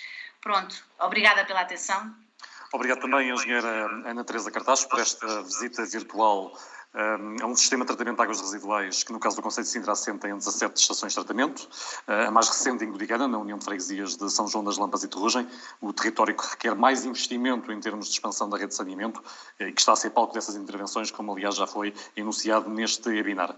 Vamos entrar agora no período de perguntas e respostas, no período de questões. Podem colocá-las através do chat do Teams ou então levantando a mão também através da plataforma para colocar alguma questão.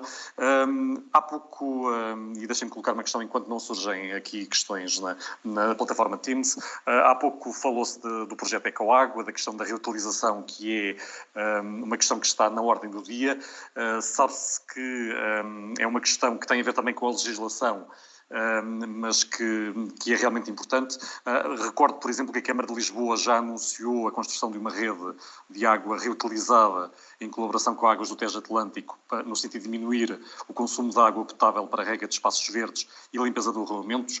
Eu perguntava aqui ao diretor delegado dos SMAS de Sintra, Dr. Carlos Vieira, se esse pode ser um caminho a seguir no futuro, sendo certo que neste momento, e antecipo um bocadinho aquilo que vai dizer e a sua resposta, neste momento a prioridade é claramente aumentar a taxa de cobertura de 95% para, se possível, 100%. Obrigado pela pergunta. Efetivamente, eu não era para falar sobre isto, mas isto é só para deixar as pessoas um bocadinho mais assustadas, mas um dos objetivos que temos definidos para os próximos anos é realmente a realização de uma rede que nos permita a reutilização da água através dos pontos Ecoágua e através deste projeto do Ecoágua.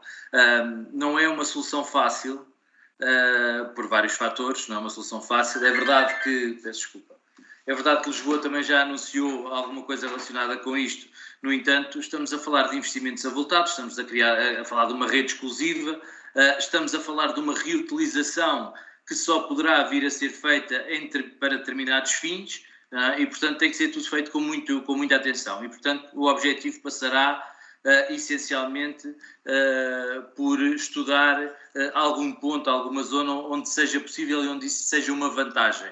Uma vantagem para nós, enquanto operador, de poder depois escoar esse produto, e uma vantagem também para as atividades económicas que circundem esse espaço. Portanto, esse é um objetivo que iremos tentar agarrar nos próximos tempos. Aliás, como quando falamos na questão também do abastecimento de água, falamos também na questão da desalinização, que é também um projeto muito interessante e que teremos que abordar nos próximos anos.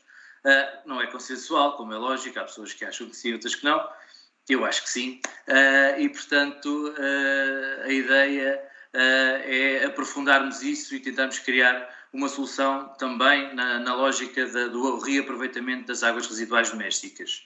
O João falou aqui, é verdade, e foi abordado em algumas apresentações, a questão da antiguidade da rede, ou seja, nós na rede de águas temos feito um esforço muito grande em termos de reabilitação e renovação das redes de águas. Na rede de saneamento, a prioridade, por razões lógicas, tem sido fazer a sua expansão, ou seja, chegarmos a sítios onde nós ainda não tínhamos chegado. Podemos dar vários exemplos, mas fomos para a freguesia de São João das Lampas e Terrugem, a freguesia da Almagem do Bispo, por exemplo, Camarões, Aruil, e, portanto, a ideia é expandirmos a nossa rede o máximo possível. Claro que, ao contrário daquilo que o João estava a dizer, nós nunca iremos chegar aos 100%, porque é praticamente impossível, não é? É quase como ter perdas de água de 0%, não é? Portanto, não chegaremos lá, mas chegaremos a algo perto disso. Um dos objetivos para os próximos anos é também começarmos a conseguir fazer empreitadas e projetos de reabilitação das redes mais antigas na área do saneamento. Claro que tudo isto tem que ser conjugado, não é? Porque os SMAS de Sintra vivem da sua fatura e, portanto, a nossa fatura, a fatura que entregamos aos nossos municípios, permite-nos ter um orçamento municipal, um orçamento dos SMAS, que todos os anos nos liberta cerca de 15 milhões para investimento. Mas é o valor que nós temos, não temos mais do que isto, não é? E, portanto, temos que ir gerindo os investimentos que queremos fazer, tendo em conta esta disponibilidade financeira que temos, que é difícil de acrescentar, uma vez que os consumos diferem um pouco de ano para ano, é verdade, mas não muito, não é? E, portanto, Era isso que queria transmitir. Não sei se há perguntas, se não, força, João. Não temos ainda perguntas. Deixe-me, de qualquer maneira, colocar uma outra questão, e há pouco falámos aqui e mostramos aqui a ETAR da Azóia. Uma outra dificuldade que os serviços municipalizados de água e saneamento de Sintra neste momento estão a ter, e que possivelmente outras entidades, é a questão do preço, digamos, das empreitadas. Ou seja, a ETAR da Azóia já teve a abertura de concurso feita e não houve ninguém a concorrer dentro daqueles preços que na altura foi apresentado. Ou seja, entidades públicas neste momento estão a ter algumas dificuldades em conseguir concretizar a obra. Sim, é verdade. O setor da construção civil tem tido um incremento muito grande em termos de vários custos, nomeadamente o custo da mão de obra, mas também os custos dos materiais. E, efetivamente, por exemplo, a ETAR da Azóia já foi lançada ao mercado, ficou deserto, vamos ter que subir o valor substancialmente, de modo a termos propostas, ou seja, isto causa-nos ainda mais constrangimentos. Porquê? Porque vamos gastar mais dinheiro do que aquilo que era expectável para poder fazer a reabilitação. Eu queria só também salientar duas obras que foram aqui faladas assim muito rapidamente, mas que são importantes, às vezes nem tanto pela sua dimensão, mas pela importância que têm. A obra que está a ser feita junto à Quinta da Regaleira é uma obra muito importante para nós também em termos de águas residuais domésticas, e eu acho que o Jorge também referiu isso, que a pandemia só nos trouxe problemas, é verdade, mas neste caso permitiu-nos fazer esta obra que quase seria praticamente impossível fazer se não tivesse existido a pandemia. Tal como a outra que tem a ver com a intervenção feita por meios próprios na Vila de Sintra, junto com a Câmara Municipal, e que também tem sido uma das estratégias que temos desenvolvido ao longo dos últimos anos, que é tentar associar intervenções da Câmara com intervenções dos SMAs, de forma a conseguir que a intervenção no espaço público seja só uma, e a causar menos transtorno para as pessoas.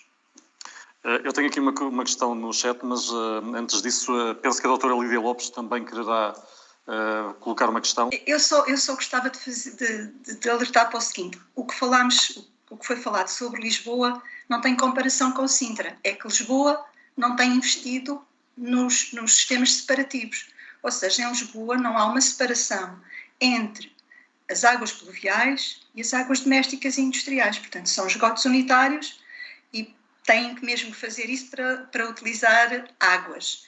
Por outro lado, se é com as águas do Tejo Atlântico, atenção, nós também mandamos caudal para as águas do Tejo Atlântico e, portanto, se há algum retorno, é bom que se faça alguma coisa para ter um retorno também para Sintra, não é? Porque nós pagamos, e bastante, às águas do Tejo Atlântico. Portanto, se vão investir com Lisboa em alguma coisa, podem investir também com Sintra. Mas enquanto Sintra investiu em sistemas separativos, e daí tentar também poupar naquilo que se paga às águas do Tejo Atlântico, não mandando tanto caudal para tratamento, em Lisboa isso não acontece porque não há sistemas separativos. Era só um alerta que o esforço de Sintra tem sido ao longo dos anos bem maior do que Lisboa fez. Ok. Fica esse esclarecimento, doutora Lídia Lopes, muito obrigado. A questão que estava aqui colocada no site é de Bruno França. Gostaria de colocar uma questão em relação ao centro histórico da Vila de Sintra, onde os pluviais e os domésticos ainda se encontram juntos. Foram feitas intervenções, mas não em todo o lado, e se tal irá acontecer.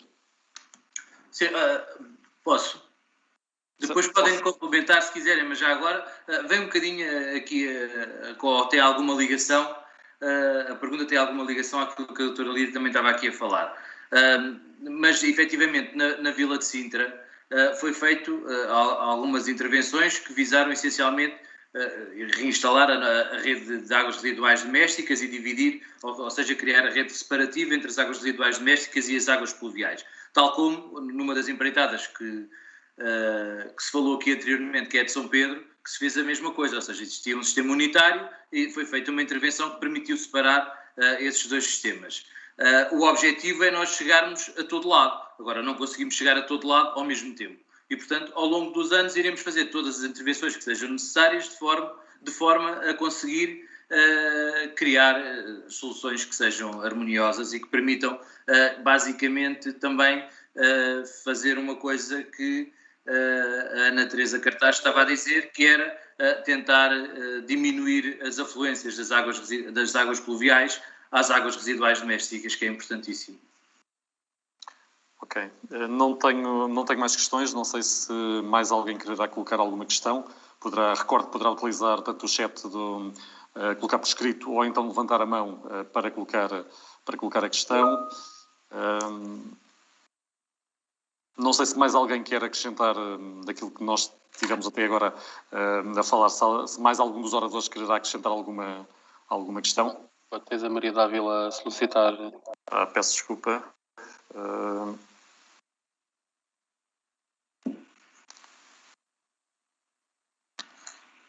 Boa tarde, Maria Ávila. Vamos ver se conseguimos dar... Som a Maria Dávila.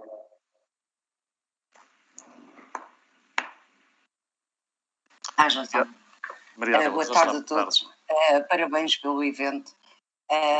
Obrigada, Sr. Diretor, pelo festejo dos 75 anos e pelos webinars que têm apresentado, que acho que tem sido bom para todos nós. Nas diversas áreas, é importante nós avaliarmos aquilo que fazemos, mas eu só quero deixar uma palavra principalmente aos trabalhadores. Eu, ao final deste tempo todo de SEMAS, sinto-me no dever de salientar, como foi feito por várias FIAs, inclusive tem sido feito em vários webinars, a participação dos trabalhadores e o trabalho que eles desenvolvem diariamente. Os nossos trabalhadores são excepcionais e eu sinto-me na obrigação de, como técnica de segurança, salientar isso. Salientar exatamente também o reconhecimento que tem sido feito pelas respectivas FIAs aos seus trabalhadores. É muito importante, porque seja qualquer investimento, seja aquilo que se faça, faz-se com pessoas. E não nos podemos esquecer de todas, independentemente das categorias profissionais que ocupam. E só queria também deixar um repto a todas as FIAs. A importância de continuarem a valorizar as equipas, de motivá-las e de ouvi-las. Porque o sucesso de uma divisão, o sucesso de uma equipa só se consegue com o sucesso de todos. E obrigada pela vossa participação.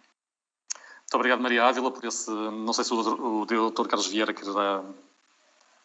Posso só comentar. Obrigado pela intervenção também.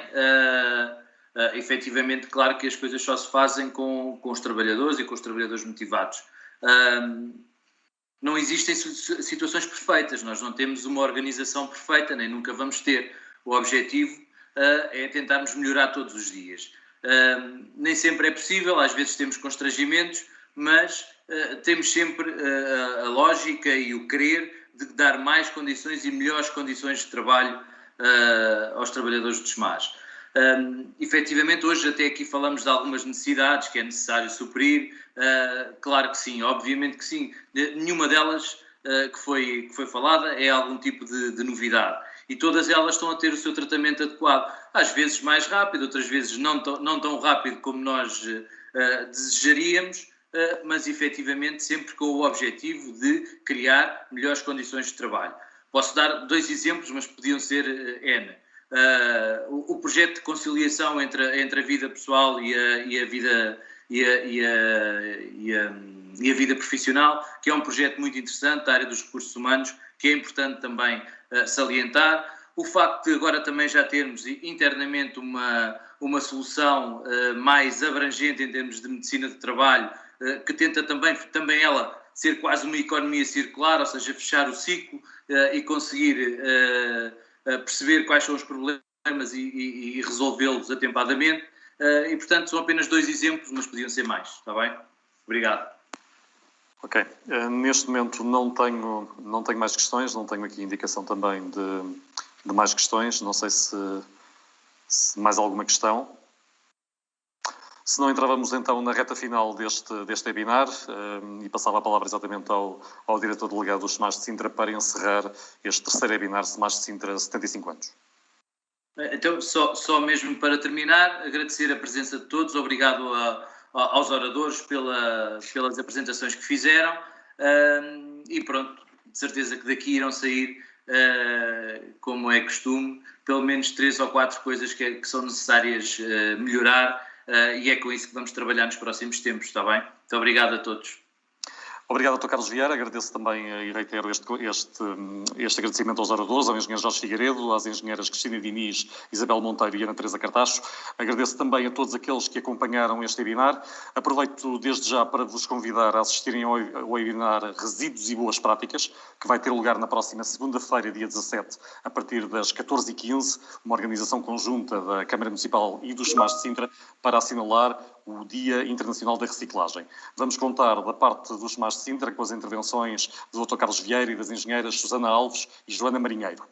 Deixo-vos também a informação de que no próximo dia 8 de junho, Dia Mundial dos Oceanos, terá lugar um webinar no âmbito da Iniciativa Nacional para o Controlo de Afluências Indevidas às redes públicas domésticas e pluviais, um projeto, uma iniciativa que conta com a participação dos SMAS de Sintra e a coordenação do Laboratório Nacional de Engenharia Civil. Este evento online, onde será apresentado o trabalho desenvolvido no âmbito desta iniciativa e Flui, contará com as intervenções da engenheira Elsa Ferreira, de Ruth Parente e André Duarte.